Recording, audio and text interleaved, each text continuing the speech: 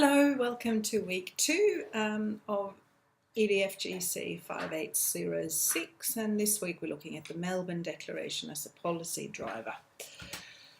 My learning intention this week is for you to explore the Melbourne Declaration as a driver of educational policy, and again in that contemporary, local, national and global context. And the success criteria is for you to articulate an understanding of the multifaceted and complex nature in respect to the Melbourne Declaration, and 2 or 3 cases to understand policy links between your chosen case and the Melbourne Declaration. So looking then, and as you probably already know, Australians, within Australia's federal system, school education rests within the various states and territories. So in Victoria, obviously it's the Victorian Education Department. In the Northern Territory, it's that the Department of Education within that particular territory. So the 6 state and 2 territory governments together cooperate to develop work against, or towards I should say, agreed goals in respect to improving educational outcomes for young Australians. And the Melbourne Declaration on Educational Goals for Young Australians is an example of this, which articulates a nationally consistent, certainly a future direction that is shared by all these parties at the time. But there are certainly shifts that occur in respect to how it then is implemented, and that's not necessarily between the different states and territory, but it's shift in time and in respect to curricula, and we're going to look at that today. So in Australia, the joint decisions on shared priorities and agreed national initiatives are made through intergovernmental policy councils, and certainly the Ministerial Council for Education, Early Childhood Development and Youth Affairs, MCEECDYA, what is the council that laid the groundwork and decided on the Melbourne Declaration that we're looking at today. And that's part of, again, the Council of Australian Governments, the COAG. So the Melbourne Declaration has got 2 goals. First of all is that Australian schooling should promote equity and excellence, and that's a really important consideration when we look at research evidence that suggests that there are actually very different outcomes in respect to excellence and in respect to equity across the country. So the idea is to promote a unanimous, if you like, state of excellency. And also, if we're looking at international perspective, the Programme of International Assessment, PISA, run by the OECD, also is actually focusing quite a lot on the level of equity within educational systems as they look at educational outcomes within the Western world or the OECD. So that's actually one of the areas that they look at, as well as the results and achievement and how growth or decline manifests itself. And this is a test, the PISA test is conducted, as you probably know, with 15-year-olds across Australia, or in select school, in some schools that are a representative sample. Goal number 2 is for all young Australians to become successful learners, confident and creative individuals, which fits in with the idea of 21st century learners, and also active and informed citizens, which is what we're really kind of looking at in respect to the cases we're examining today.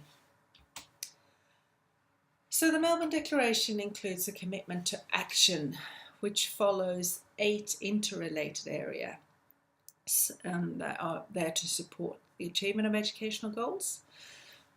One of them is to develop stronger partnerships between the various stakeholders, if you like. That's where the idea of a national curriculum fits in, and that has then been rolled out since the Melbourne Declaration. Also supporting quality teaching and school leadership. Should, for example, think of the AITSL standards, or the Australian Institute of Teaching and School Leadership, which has come to be implemented since this declaration. So that's another example of it. strengthening early childhood education, enhancing middle years development and supporting senior years of schooling and youth transitions, promoting a world-class curriculum and assessment. There have been several initiatives that have come out in respect to that, certainly the national curriculum, looking at, and if we look at the last point there, strengthening accountability and transparency, that's been quite clear in respect to, for example, the My School website, which is another example of how teachers are being held accountable and our schools should be transparent in respect to the results that their students achieve.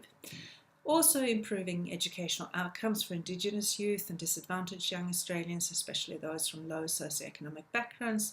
Have there been several initiatives that have rolled out? We're looking at funding initiatives. We look at the Gonski report, for example, that was really just an evaluation of how we might go about things, and that was very topical for a time, then kind of went away, and now it's emerging again as an item that's being discussed, and that again fits in with this idea of improving educational outcomes.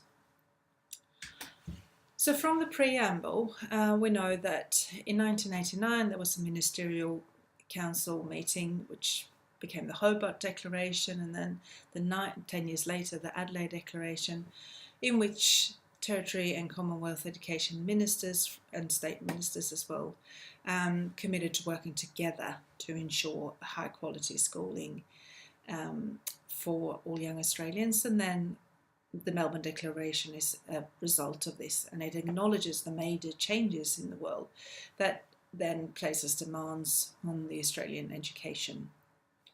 For example, globalisation in respect to integration and mobility, and in fact, again, if we look at globalisation in respect to human capital and assessment of that in PISA, for example, is another aspect of this, of making sure that we're competitive as a nation, if you like.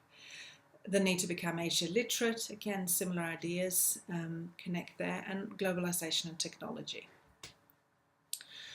The Melbourne Declaration sets out educational goals that are based on the premise that schools play a really vital role in shaping the social, emotional and intellectual well-being of young people.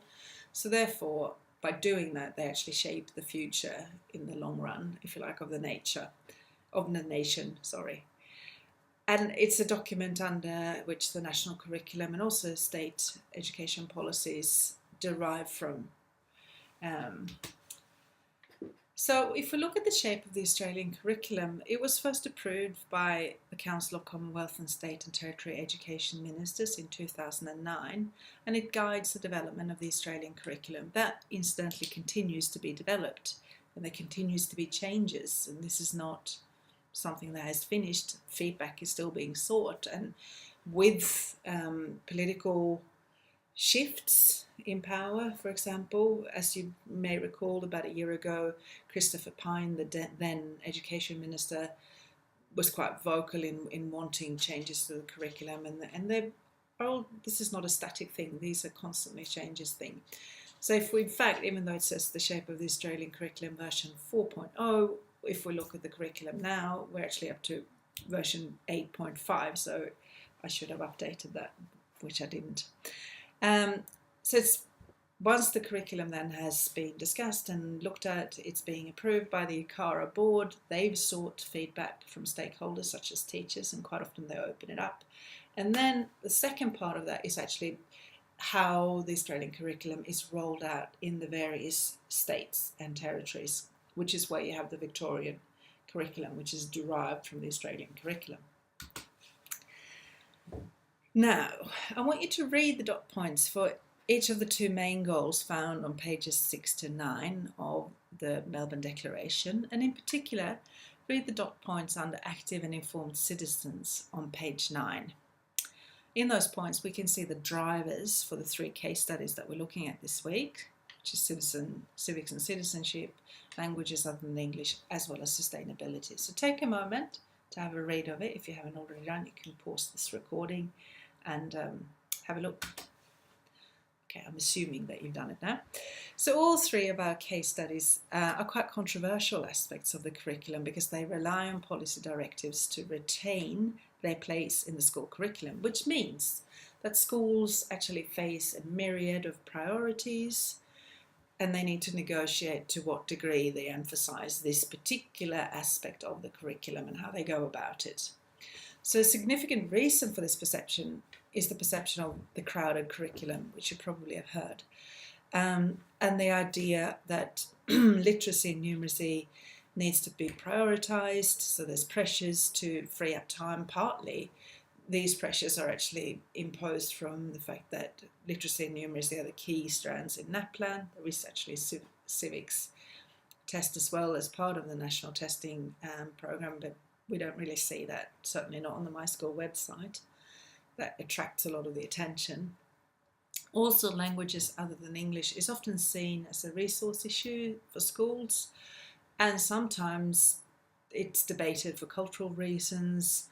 The need to learn a foreign language, which is a debate that kind of pops up, particularly if the school in question's students are quite weak in their literacy and numeracy, then that's used as an argument to, oh, we need to prioritise that. On the other hand, some other people, and you can look at scholars who take different stances in respect to this, other people argue that actually learning a second language helps you get a better grasp of grammar and the logic of language, and therefore you become more knowledgeable about literacy as in English.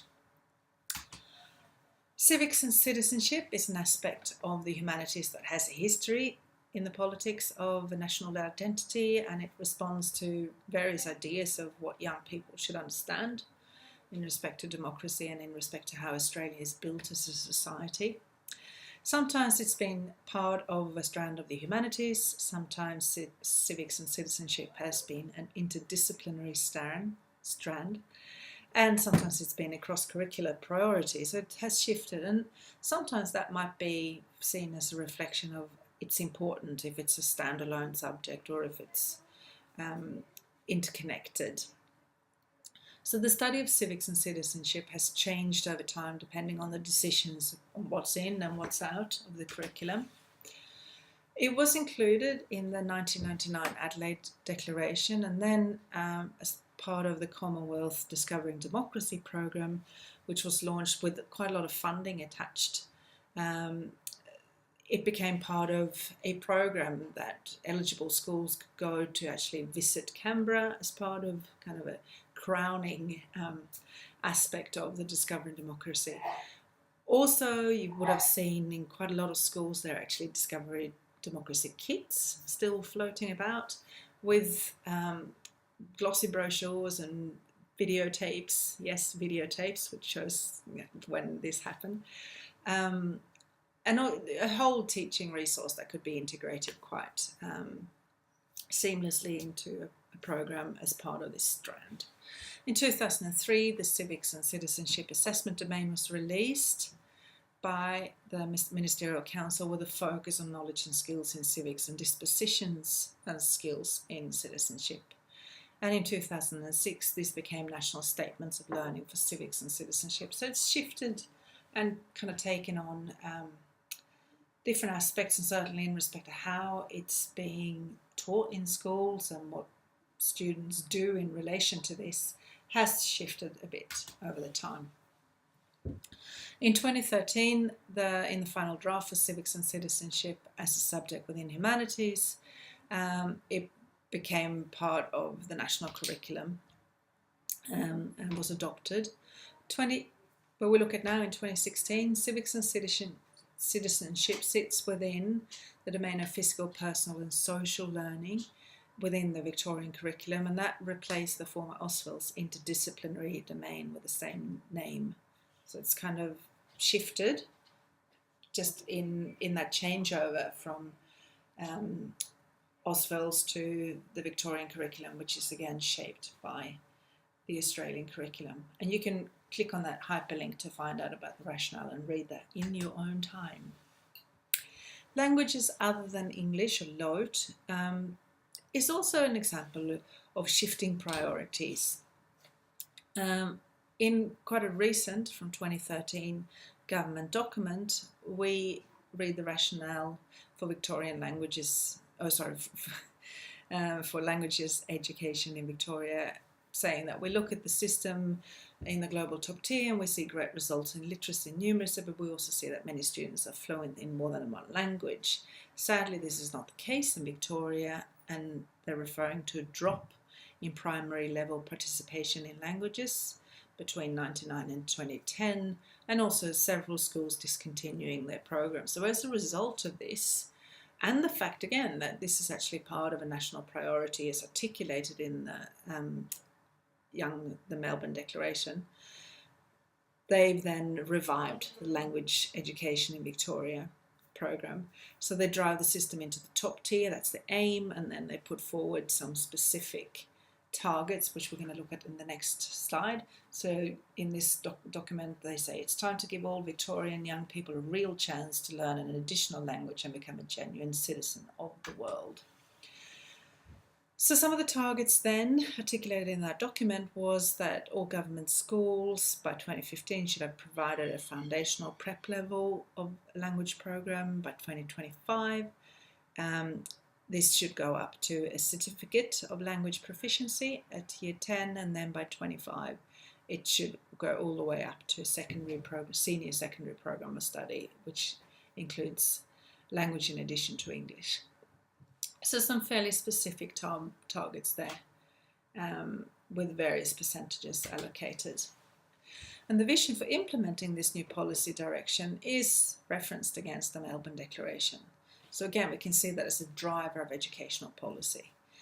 And again, same document, whether we live in our capital, i.e. Melbourne, a regional centre or a rural area, Victorian students will increasingly need to engage and communicate with people from a range of cultural and linguistic backgrounds.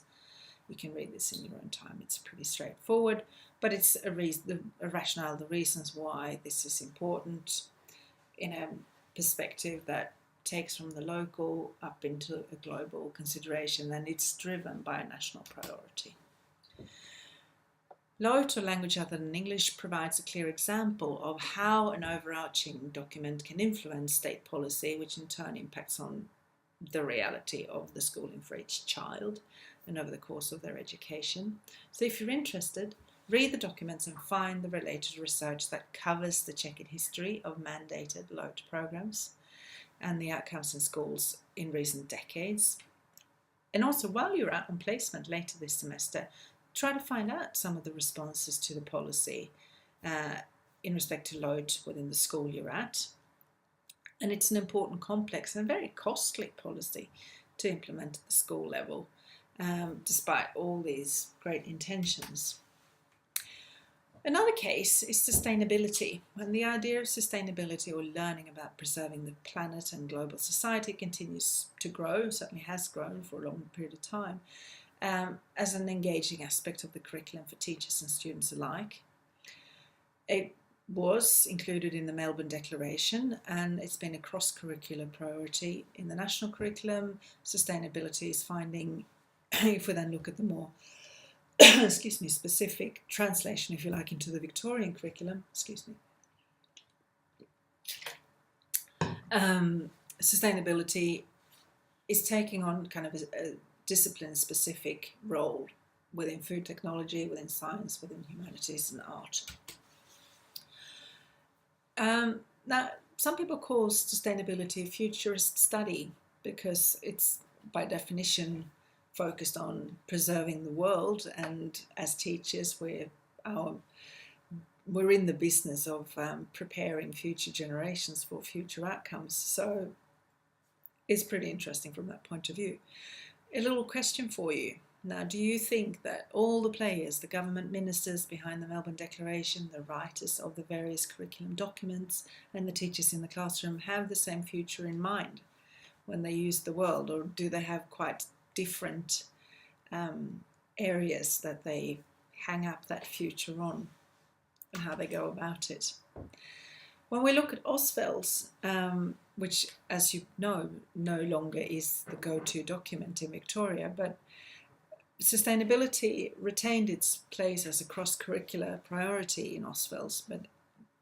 And apart from the Melbourne Declaration, a number of other political and policy initiatives also supported the inclusion of concepts of global sustainability in the curriculum, like refugees, climate change, some examples. Previously, there was quite a emphasis on system theory or planet Earth, Gaia, as you might know, the Mother Earth theory of balance, if you like. But that has shifted away from it, and you can again find that link if you want to. In preparation for this lecture, I had a bit of a scout about in the Victorian curriculum for sustainability, and I certainly couldn't find it as an interdisciplinary strand anymore. I did, however, find it as part of, for example, design and technology, where food and fibre production, it comes up as investigate and make judgments on the ethical and sustainable production and marketing of food and fibre, and it's also within the geography strand as the capacity to be informed, responsible, active citizens who can contribute to the development of a world that's environmentally and economically sustainable and socially just. And you can look at that click there. It's still a cross-curricular priority within the Australian curriculum, which is, if you like, the mother document. So it's an interesting shift, and one might think of, well, why is that? Why have Victoria decided to go down another path? I don't know what New South Wales or the Board of Studies have done recently. They certainly had it as a cross-curricular priority last year, but there may have been shifts there as well.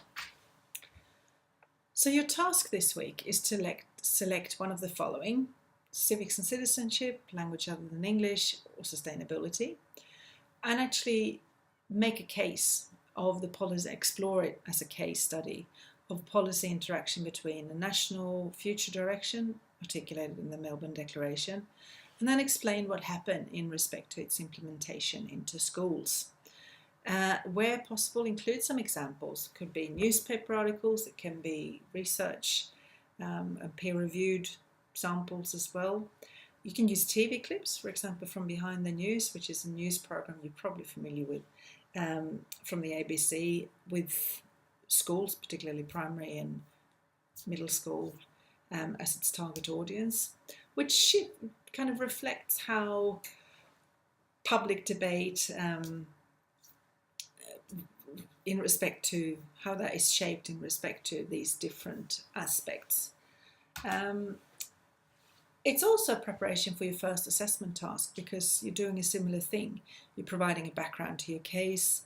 So in this case, you're looking at the policy, i.e. the languages other than English or citizenship or whatever it is that you're studying, and what's happened that's of interest or concern. You put forward your observations, what's going on and why, how, when, who's affected by this. You examine what some of the experts have to say about this topic, and make your observations align. Some of these observations might align with certain theories or not. Find similarities and differences in respect to, again, gaps between what's articulated in the Melbourne Declaration, what research tells us, what current debate tells us, and what actually happens in schools. You might have some recommendations you'd like to put forward. Now, these are mainly thought tasks, if you like, but what I do want you to do is to generate a timeline of your case and actually post it on this week's forum with some of these considerations, if you like, as an annotation to hang up your thinking and put forward your case. Now, your timeline might be just a drawn timeline where you articulate some of these things, some of the changes as you see them occurring. You might put it as a presentation, a slideshow. You might do it as a video clip. You could do it in all sorts of different ways. You could just do it as an ongoing blog if you prefer. The idea is to scaffold your thinking and give you some considerations to hang up your observations on, and to, again, tap into that nuance and complexity between the driver of educational policy in the shape of the Melbourne Declaration and how it's then manifested in respect to its implementation. And that's it. So I'm looking forward to reading your responses, and thank you to all those people who've already posted your tasks with examples of Asia literacy policy from last week. If you haven't already done so, get onto it. And yeah, looking forward to seeing your timelines. Thank you.